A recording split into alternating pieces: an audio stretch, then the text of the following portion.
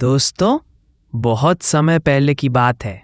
पहाड़ियों से घिरे एक छोटे से कस्बे में रघु नाम का एक व्यक्ति रहता था। रघु का परिवार बहुत साधारण था। उनका एक छोटा सा मिट्टी का घर था और वह दिन रात मेहनत करके अपने परिवार का पेट पालता था।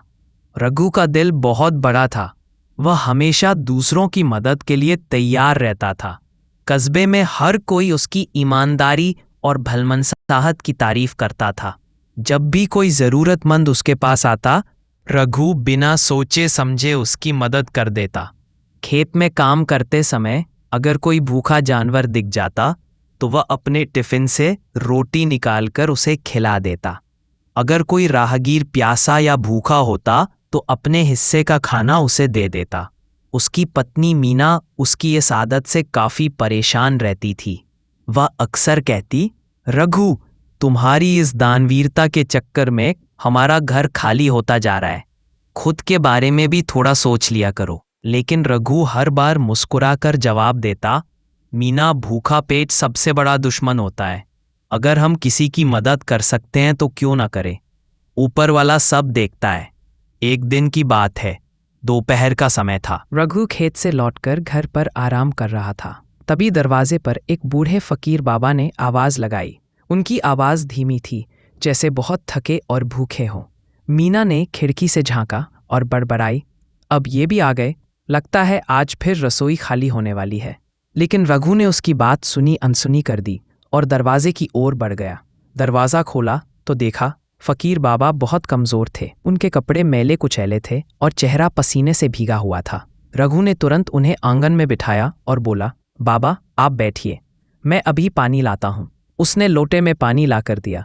फकीर बाबा ने पानी पीकर राहत की सांस ली। फिर बोले, बेटा, 2 दिन से भूखा हूँ, कुछ खाने को मिल जाए तो बड़ी कृपा होगी। रघु भागकर रसोई में गया। वहां देखा खाने को बस 2 रोटियां रखी थीं, जो उसके दोपहर के खाने के लिए थीं। बिना कुछ सोचे रघु ने वे दोनों रोटियां उठाईं और फकीर बाबा को देने चला। लेकिन तभी मीना ने उसे रोक लिया। ये क्या कर रहे हो रघु? ये रोटियां तुम्हारे लिए हैं। अगर इन्हें भी दे दोगे तो खुद क्या खाओगे? फकीर किसी और के घर से भी मांग सकता है। लेकिन हम कहाँ जाएंगे? रघु ने शांत स्वर में कहा, मीना, भूखा पेट किसी का इंतजार नहीं करता। ये बाबा 2 दिन से भूखे हैं। अगर हम इन्हें खाना नहीं देंगे तो उनका क्या होगा? भगवान हमारा इंतजाम खुद करेगा। मीना की आवाज इतनी ऊंची थी कि फकीर बाबा ने सब सुन लिया, लेकिन वे चुपचाप बैठे रहे। रघु ने पत्नी की नाराजगी को नजरअंदाज किया और रोटियां फकीर बाबा को दे दी। बाबा, ये हमारे घर का सबसे अच्छा भोजन है, कृपया स्वीकार करें।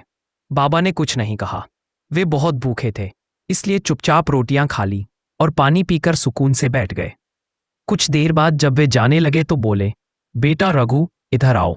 उन्होंने अपने झोले से एक चांदी का कटोरा निकाला और रघु को दिया। रघु ने चौंकते हुए कहा, बाबा, मैं इसे नहीं ले सकता, ये आपकी चीज है। फकीर मुस्कुराए, बेटा, ये कटोरा पिछले हफ्ते एक व्यापारी ने मुझे दिया था। मैं तब से किसी ऐसे इंसान की तलाश में था जो इसके लायक हो। आज मैं समझ गया कि वो इंसान तुम ही हो। इन्होंने आगे कहा, यह तुम्हारे अच्छे कर्मों का फल है। याद रखना, कर्म ही सच्चा धर्म। तुमने बिना किसी स्वार्थ के मदद की है। ऐसे ही अपने कर्म करते रहो। भगवान हर अच्छे कर्म का फल सही समय पर देता है। तुम्हारी यह दयालुता एक दिन तुम्हारे परिवार को भी सुख और शांति देगी। यह कहकर फकीर बाबा वहां से चले गए। रघु उनकी जाती परछाई देखता रहा। आंखों में खुशी के आंसू थे। उसने मन ही मन ठान लिया, वह हमेशा जरूरतमंदों की मदद करेगा, चाहे हालात जैसे भी हों। दोस्तों, कर्म ही सच्चा धर्म है।